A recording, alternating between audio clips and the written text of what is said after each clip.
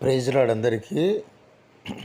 కీర్తనల గ్రంథము 101వ అధ్యాయంలో దావీదు మహారాజు ఈ విధంగా చెప్తా ఉన్నాడు.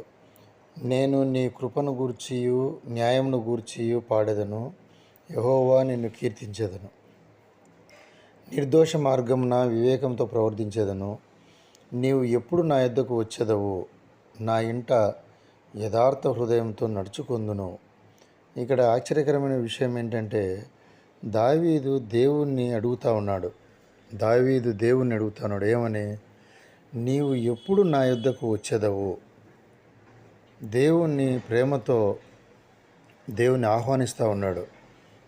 తన యొద్దకు రమ్మని, తన ఇంటికి రమ్మని, తన ఇంట్లో దేవుని ఉండమని, దేవునికి తగినట్టుగా తన ఇంటిని, తన గృహాన్ని, తన రాజ్యమును మార్చుకుంటానని దేవుడు ఈ అధ్యాయంలో చెప్తా వచ్చినాడు.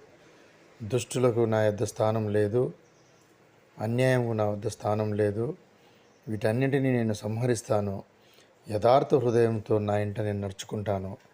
కాబట్టి దేవా, నా యొద్దకు రా, ఎప్పుడు వస్తావో నాకు చెప్పు. నేను నిర్దోష మార్గంలో వివేకంతో నేను ప్రవర్తిస్తాను, నేను నిన్ను కీర్తిస్తాను, నేను నిన్ను ఘనపరుస్తాను అని తండ్రి అయిన దేవుణ్ణి దావీదు ఈ విధంగా అడుగుతూ ఉన్నాడు. మనం కూడా మన జీవితంలోకి దేవుణ్ణి నీవు నా యొద్దకు ఎప్పుడు వచ్చేదవు అని అడగడానికి మనం సిద్ధంగా ఉన్నామా?